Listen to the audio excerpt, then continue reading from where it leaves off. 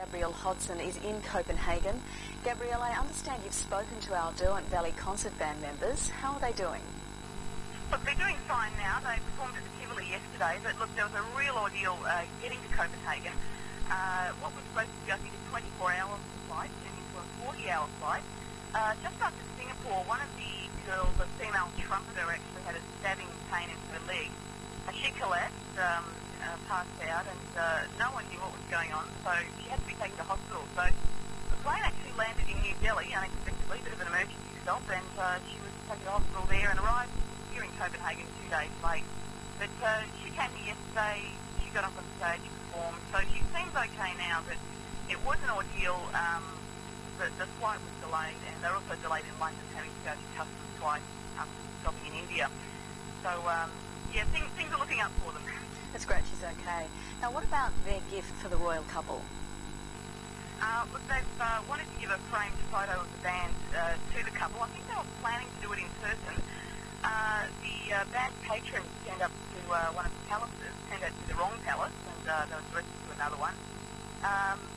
Turned up there, and the couple were actually in some sort of wedding meeting. So one of the staff members actually, received the present and heard the speech and had the official presentation. So they got their present one way or another, but not, in the most direct way that the band would have liked.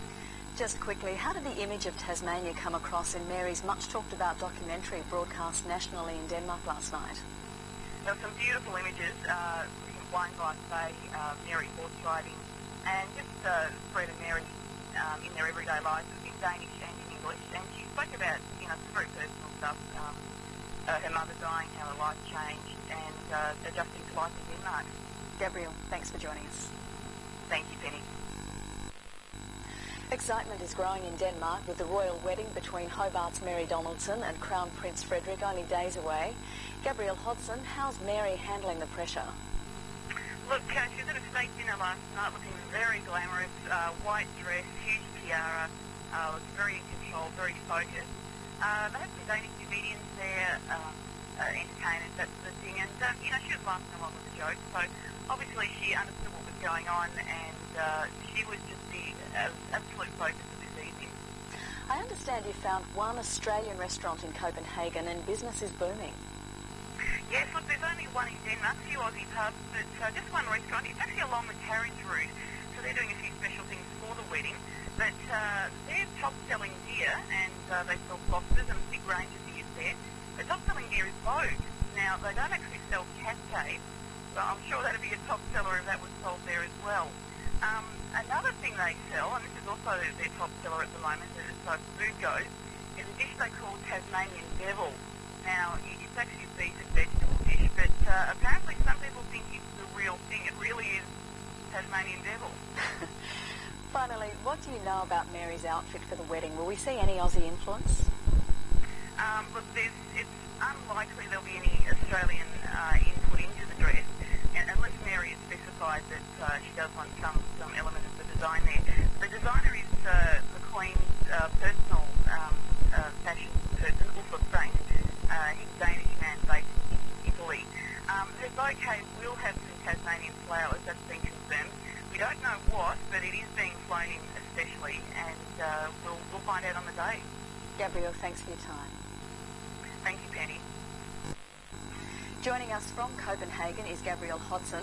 Gabrielle, I understand children in Denmark have been play acting. That's right. We had an event yesterday where 40,000 people turned up to the Town Hall Square. It was probably their best chance to see Mary in person before the big day. That children are asked to come dressed up as princes and princesses, and I think we had whole kinder groups there. They come in their long dresses, their sort of tuxedos, and we had little children with lipstick and that sort of thing on. But a few children from Greenland were also there, and they were wearing their Eskimo costumes. Now, you've caught up with the Derwent Valley Concert Band again. How are they doing? They're at the same event. They played Waltzing Matilda, some songs that are from Tasmania. The one thing they did perform was the YMCA, and the people who weren't playing instruments at the time got up and did the actions, and it was a lot of fun. It was something unique to see in that setting. What do you know of the guest list for Friday? The guest list, look, we've got a lot of royals from Sweden and Norway because they are closely related to the royal family here. In fact, the Norwegian royal family is entirely derived from the Danish family. But Edward and Sophie will be representing Queen Elizabeth. And we've also got the Spanish royals. They've got a big wedding of their own in a couple of weeks' time. So it's a big touch and go whether they would come, but they will be here. Any more news of how Mary's doing? Well, she's got a big visit today to the Danish Parliament, and there'll be a reception after that. Public may get a very brief chance to see her, but look, there'll be a big event tonight. It's a royal concert, and the idea is to congratulate the couple and to boost their confidence and say a few words to them before they get married. Gabrielle, thanks for joining us. Thank you, Penny. And speaking now to Gabrielle Hodson in Copenhagen. Gabrielle, there's been a lot of publicity on this end about Mary's hat blowing off. Did it cause much of a fuss in Denmark?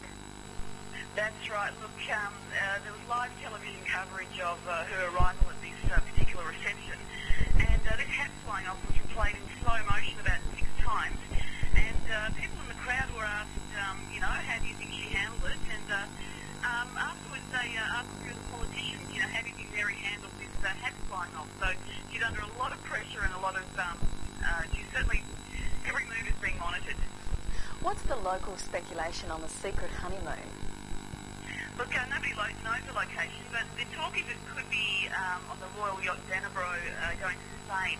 There's a royal wedding there next week, Sunday week, and those royals are at this wedding, so the talk is that they'll return to Spain. But look, if they're not going to Spain, the word is they're going to Tasmania.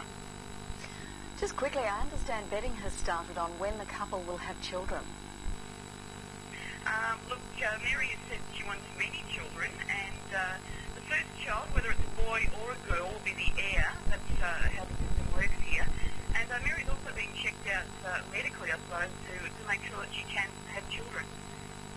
What's the feeling on the streets at the moment?